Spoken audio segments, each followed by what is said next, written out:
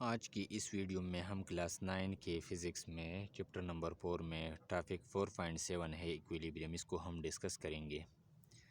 Equilibrium को मैं define करूँगा, a body is said to be in equilibrium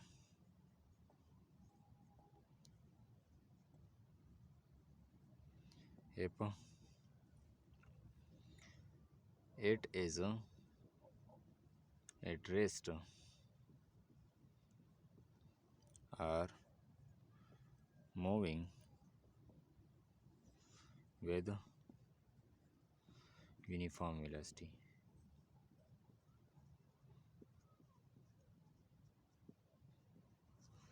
equilibrium किसे कहते हैं? इक्विलिब्रियम एक ऐसे स्टेट को कहते हैं कि अगर बॉडी रेस्ट में हो या यूनिफॉर्म वेलोसिटी के साथ वो मोशन परफॉर्म कर रहा हो, तो इसको हम कहते हैं इक्विलिब्रियम। ठीक है, हमारे पास इक्विलिब्रियम ये इसमें इक्विलिब्रियम में जब ऑब्जेक्ट इक्विलिब्रियम में हो तो या तो ये रेस्ट की हालत में होगा या ये यूनिफॉर्म वेलोसिटी के साथ मोशन परफॉर्म करेगा। ठीक है, और इसको हम यूँ भी डिफाइन कर सकते हैं कि a body is said to be in equilibrium if it obey the first law of motion. ठीक है, इस तरह भी हम इसको डिफाइन कर सकते हैं। और a body is said to B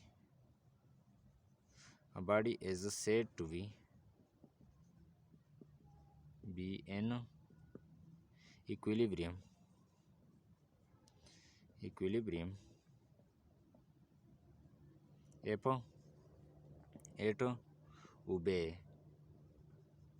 if it obeys the law of inertia। ठीक है, इस तरह भी हम लॉ ऑफ इनर्शिया क्या है? First law of motion. अगर कोई object first law of motion अगर वो वे कर रहा हो तो इसको हम कहते हैं कि ये इक्विलिब्रियम में है। ठीक है, बॉडी इक्विलिब्रियम के स्टेट में होगा।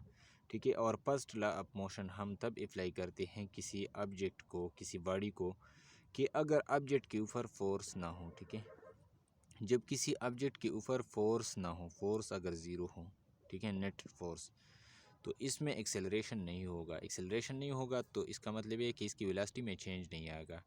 ठीक है, अगर वेलोसिटी में चेंज नहीं आता हो तो वेलोसिटी का तो इसका मतलब ये है कि वेलोसिटी या तो ज़ीरो है और या जो है या नॉन ज़ीरो वेलोसिटी है, लेकिन या ऑब्जेक्ट रेस्ट के हालत में है या मोशन कर रहा है, लेकिन वो मोशन यूनिफॉर्म मोशन है। ठीक है, तो इस हालत को हम इक्विलिब्रियम कहते हैं। ठीक है, तो पहला डिफिनीशन ये है कि a body is said to be in equilibrium if it is at rest और मूविंग विद यूनिफॉर्म वेलोसिटी।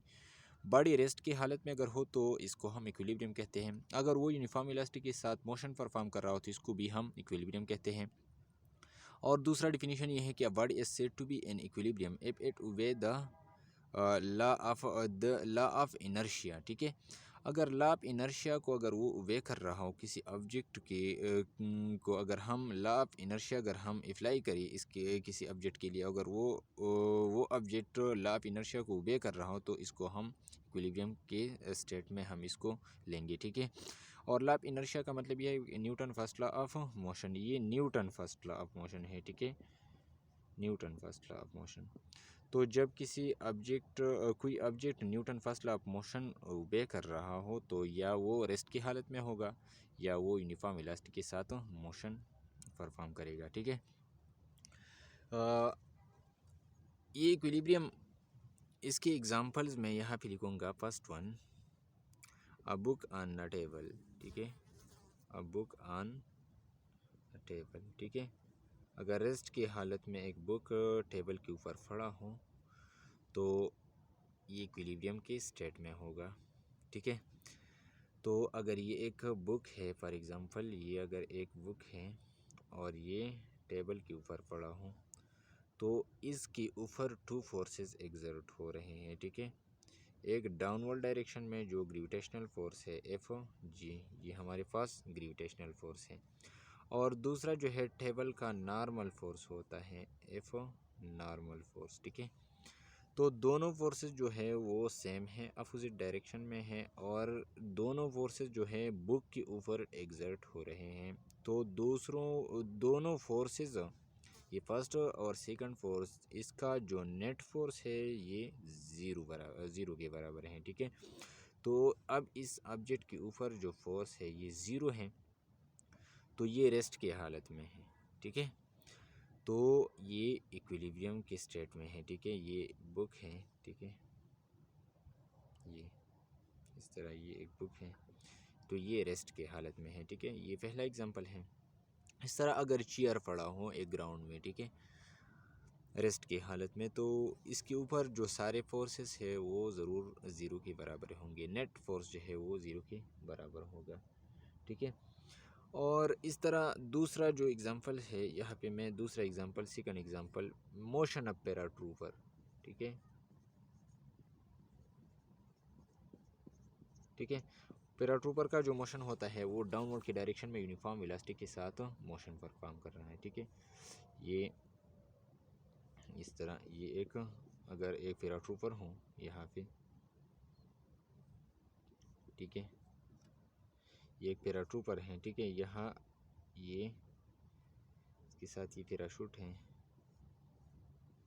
ठीक है, ये डाउनवर्ड डायरेक्शन में, ये इसका वेट डाउनवर्ड के डायरेक्शन में है, लेकिन इसके एयर रेजिस्टेंस जो है ये इस डायरेक्शन में होगा। ठीक है, तो दोनों फोर्सेस जो है वो सेम है, तो डाउनवर्ड डायरेक्शन में ये यूनिफॉर्म वेलोसिटी के साथ मोशन परफॉर्म कर रहा है। तो ये भी हमारे पास दूसरा एग्जांपल है। ठीक है, इस तरह हमारे पास कम्पैक्ट डिस्क जो है, कम्पैक्ट डिस्क, ये भी इसका एक एग्जांपल है इक्विलिब्रियम का। ठीक है, तो जब कोई ऑब्जेक्ट रेस्ट की हालत में हो या यूनिफॉर्म वेलोसिटी के साथ मोशन परफॉर्म कर रहा हो, तो इसको हम इक्विलिब्रियम कहते हैं। ठीक है, ये समझ में आ गया।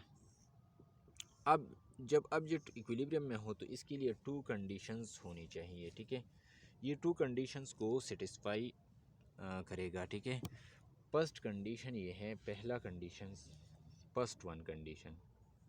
फर्स्ट कंडीशन ये है कि सम ऑफ ऑल फोर्सेस जो है वो ज़ीरो के बराबर होगा। ठीक है, sum of all forces, sum of all forces,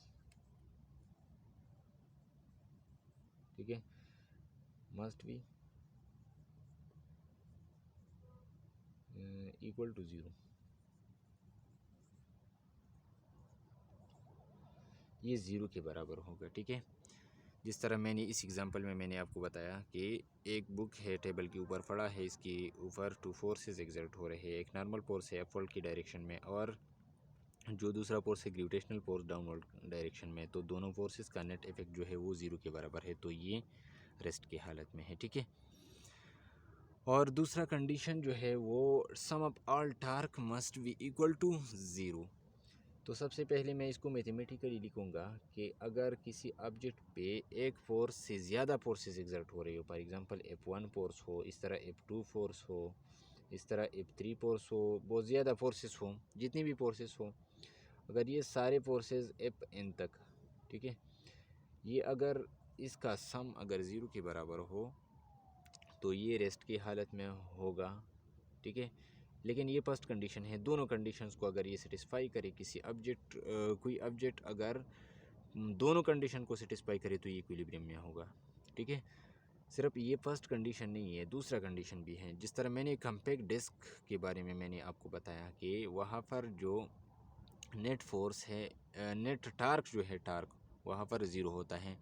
तो टार्क जो है, अगर टार्क ज़ीरो हो तो और फोर्सेस भी ज़ीरो हो, सारे फोर्सेस का सम भी ज़ीरो हो, टार्क का सम भी ज़ीरो हो, तो ये बॉडी जो है ये रेस्ट की हालत में होगा, रेस्ट की हालत में होगा या यूनिफॉर्म मोशन परफॉर्म करेगा। यूनिफॉर्म मोशन का मतलब सिर्फ ट्रांसलेशनल मोशन नहीं है, अगर रोटेशनल मोशन हो, सर्कुलर मोशन हो, ठीक है, तो अगर ये सारे मोशंस, ट्रांसलेशनल मोशन या रोटेशनल मोशन, अगर ये दोनों यूनिफॉर्म हो, ठीक है, या रेस्ट की हालत में कोई ऑब्जेक्ट हो, तो वो इक्विलिब्रियम की हालत में होगा। ठीक है, तो इस इक्वेशन को, ये हमारे पास इक्वेशन आ गया कि सारे फोर्सेस ये ज़ीरो के बराबर हो गए, तो इसको मैं समेशन के फॉर्म में लिखता हूँ कि F I is equal to 1 up to I is equal to n, और ये F I is equal to 0।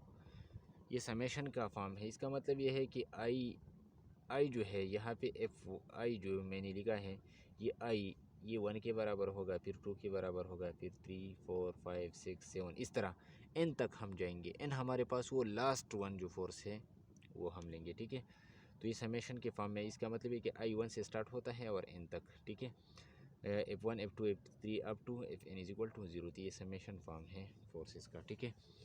तो जब सारे फोर्सेस का सम 0 के बराबर होती है, फर्स्ट कंडीशन को सेटिस्फाई करेगा, ठीक है।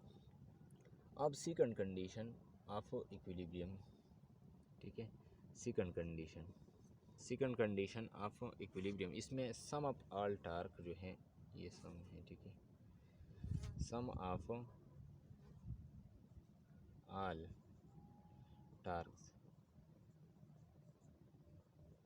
Must be equal to 0 to 0। For example अगर एक शीशा हो, इसका एग्ज़ाम्पल बाद में बताऊंगा। सबसे पहले मैं इसका इक्वेशन लिखता हूँ। Torque 1 plus torque 2 plus torque 3 up to torque n must be equal to 0। तो इसको भी मैं समेशन फॉर्म में यहाँ पे लिखूँगा।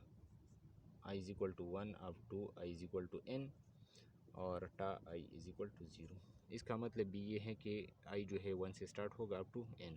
तो ये T1 T2 प्लस टा 3 प्लस टा 4 अप टू टा n। n जो है हमारे पास ये लास्ट वन टार्क है। तो ये फर्स्ट कंडीशन का, ये फर्स्ट इक्वेशन है, फर्स्ट कंडीशन का है, और ये सेकंड कंडीशन का है।